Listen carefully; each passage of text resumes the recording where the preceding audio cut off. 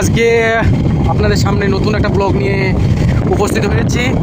তো একটা নতুন জায়গায় নতুন গন্তব্যে আমরা বের হয়েছি।